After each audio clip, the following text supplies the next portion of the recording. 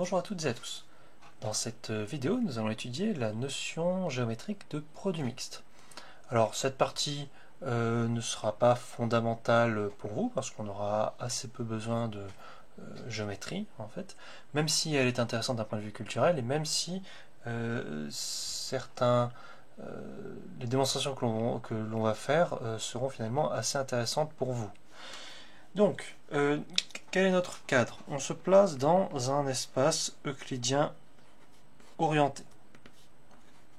Donc, on a E, un espace vectoriel de dimension finie, un produit scalaire dessus, une orientation. Espace euclidien orienté. On va noter bien sûr n la dimension de E. Et on va s'intéresser à la notion de déterminant dans une base orthonormée directe. Et on a une propriété qui va être la propriété fondamentale de cette partie. C'est que si je prends B et C, deux bases orthonormées directes de E, F une famille de n vecteurs de E, alors le déterminant dans la base B de F ronde est égal au déterminant dans la base C de F ronde. C'est-à-dire que, en fait, quand on a le déterminant ne varie pas quand on passe d'une base orthonormée directe à une autre. On va démontrer ça. Et on va utiliser des matrices pour ça. Donc je note M, la matrice dans la première base orthonormée de F ronde, M', la matrice dans la deuxième base orthonormée de F ronde, et il y a un lien entre ces deux matrices. Donc je vous laisse le retrouver. C'est bien de savoir retrouver la formule de changement de base pour une famille de vecteurs. Donc je vous laisse faire ça. Mettez en pause la vidéo avant que je donne la réponse. Et donc, maintenant, vous avez dû trouver qu'avec P, qui est la matrice de passage de la base B à la base C, c'est ce qu'on a noté comme ça en cours, donc la matrice dans la base B de la base C, et bien vous avez que la matrice M, c'est égal à P fois la matrice M'.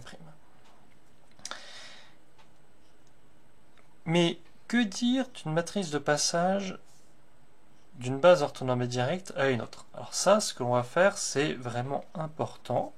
Donc s'il faut retenir quelque chose de cette partie, c'est ce que l'on va faire maintenant. Eh bien, on va interpréter cette matrice de passage comme la matrice d'un endomorphisme.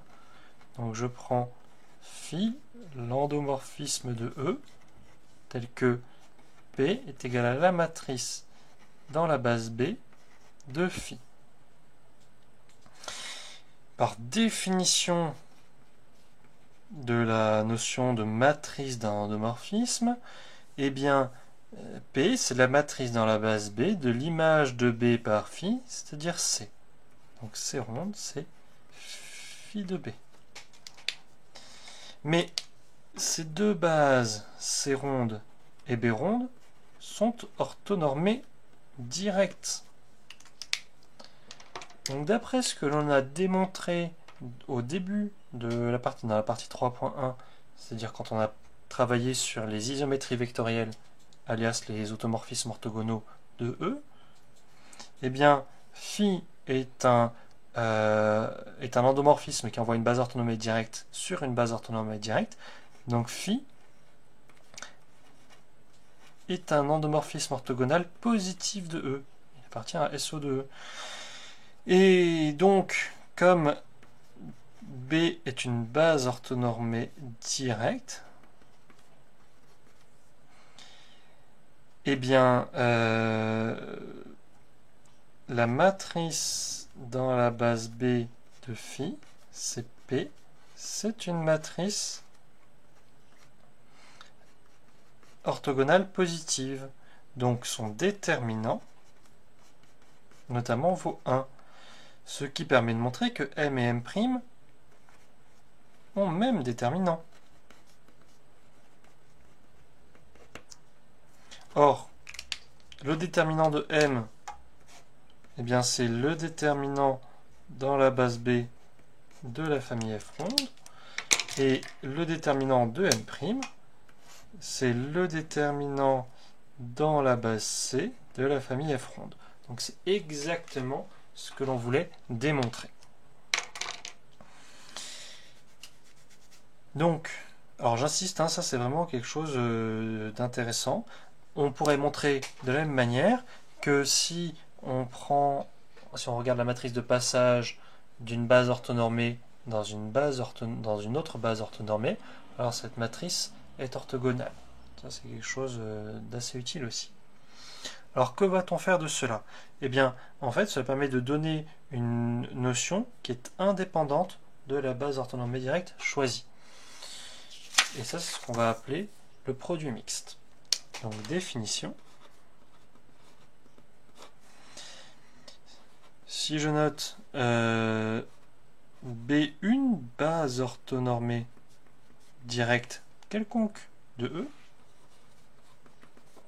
et si je prends x1, xn, n vecteurs de E, eh bien, je vais noter, comme ça, avec un crochet, ce que j'appelle le produit mixte des vecteurs x1, xn, comme étant le déterminant dans la base B de la famille x1, xn.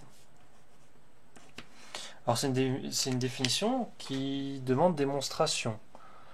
Parce que, alors, on a besoin de justifier 2 points. Premièrement, il existe une base orthonormée directe. Ça, c'est immédiat parce qu'on peut construire. On a un théorème d'existence de base orthonormée par le procédé d'orthonormalisation de Gram-Schmitz. Et si la base orthonormée que l'on obtient par le procédé de Gram-Schmitz n'est pas directe, il suffit d'opposer un de ces vecteurs pour opposer son déterminant dans une base orthonormée directe. Donc on a toujours l'existence d'une base orthonormée directe. Bon, ça on le savait depuis qu'on a défini la notion d'orientation aussi, hein, parce que bien sûr, vu qu'on parle d'espace orienté, il existe toujours au moins une base orthonormée directe. Et deuxièmement, cette définition ne dépend pas de la base B ronde choisie, parce que c'est le résultat que l'on vient de démontrer.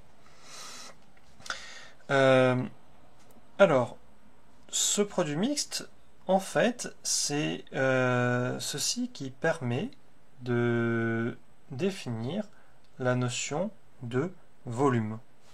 Donc, une remarque, dans le plan, donc dans R2 muni du produit scalaire usuel et de l'orientation usuelle, eh bien, le produit mixte de deux vecteurs UV, c'est le déterminant dans une base orthonormée directe. Oh, bah, prenons la base canonique de UV, et donc c'est l'air algébrique engendré, du parallélogramme engendré par U et V. Donc si je mets U là, V là, cet air là,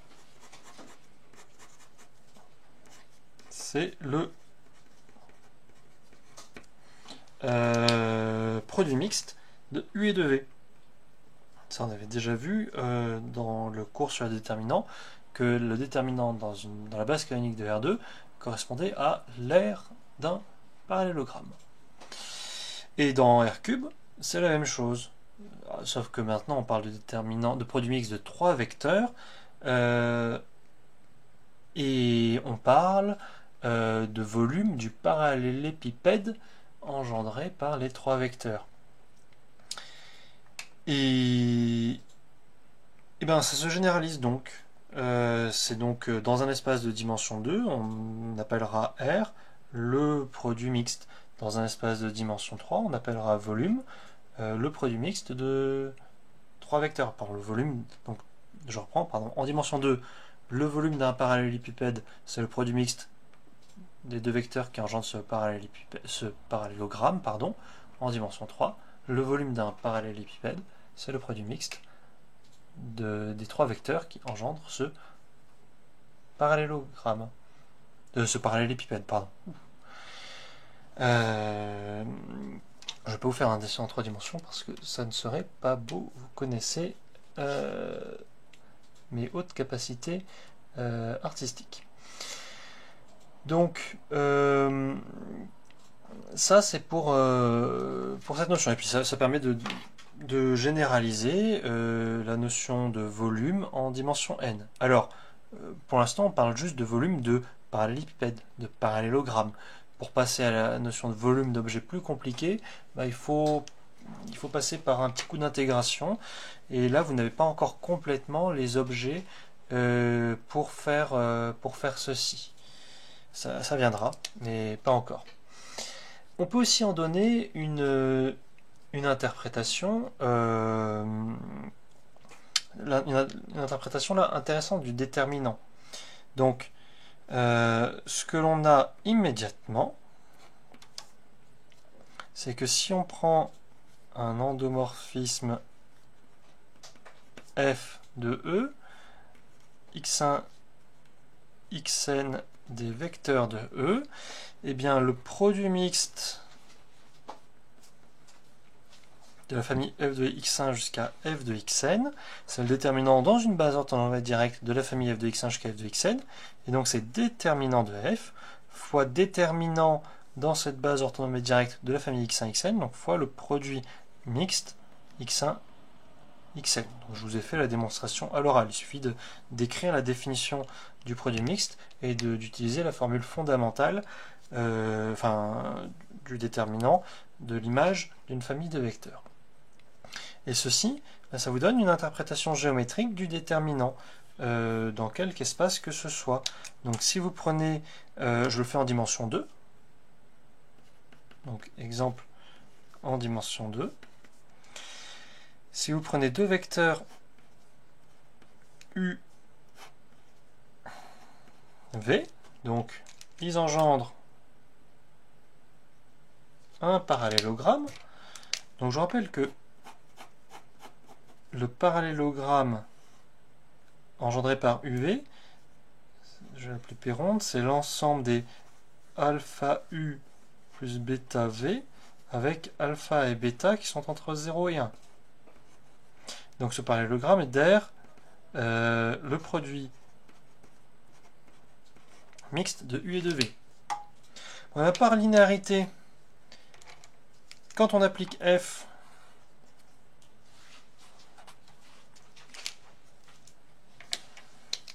hop,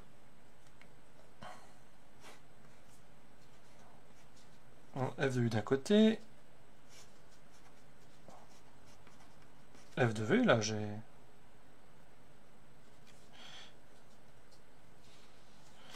Et le parallélogramme engendré par f de U et f de V, c'est naturellement, par linéarité juste de f, l'image du parallélogramme engendré par U et V.